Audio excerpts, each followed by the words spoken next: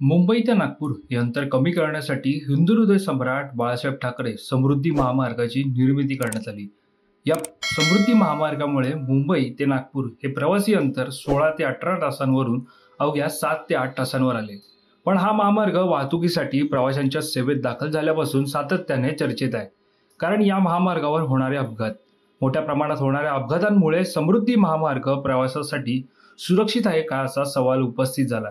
एकीकडे वाहतूक कोंडीतून प्रवाशांची सुटका करण्यासाठी निर्माण केलेला महामार्ग हा सुकर वाहतूक मार्ग सोडून अपघाती वाहतूक मार्ग म्हणून ओळखला लागला. अशात आणखी एक समस्या या समृद्धी महामार्गामुळे ओढवली आहे, ज्याचा सामना शेतकऱ्यांना करावा लागतं. तर पाहूयात नेमकं काय घडलंय. बुलढाणा जिल्ह्यातून जाणाऱ्या समृद्धी महामार्गाच्या नागपूर कॉरिडॉरमधील 316 क्रमांकाच्या चॅनल जवळील वर्दडी खुर्द शिवारात महामार्गाचं पाणी शेतात शिरलं. मोठ्या प्रमाणात पाणी शेतात शिरल्यानं शेतकऱ्यांचं मोठ्या प्रमाणात नुकसान झालंय. तसंच दुसरं बीड गावाजवळील गट क्रमांक 23, 24 आणि 25 मधील शेत जमिनी पाण्याखाली गेल्याने उभ्या पिकांचं नुकसान झालंय. या भागातील शेतकरी बाबूराव साहेबराव खंदारे आणि तेजराव आत्माराम हिवाळे यांच्या शेतामध्ये मका, सोयाबीन व भाजीपाला पिकांचं संपूर्णतः नुकसान झालंय. महामार्गाच्या कामामध्ये पाण्याच्या निचऱ्याची योग्य व्यवस्था न केल्यामुळे पावसाचे पाणी शेतात शिरल्याचा आरोप शेतकऱ्यांनी केलाय.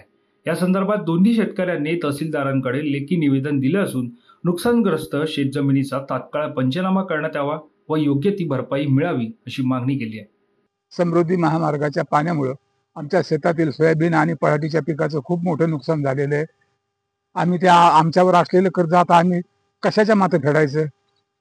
प्रशासनाकडे नेमकी काय मागणी केली? आम्ही प्रशासनाकडे अशी मागणी केली की आमच्या पाण्याची विल्हेवाट लावावं आणि आमचं झालेलं नुकसान हे शासनाने भरून द्यावं. समृद्धी महामार्गाच्या पाण्यामुळं शेतीचं भरपूर नुकसान झालेलं आहे. सोयाबीनचं पूर्ण पीक पाण्यामुळं सडलेलं आहे आणि या पिकाचं नुकसान भरपाई शासनाने आम्हाला देण्यात यावी.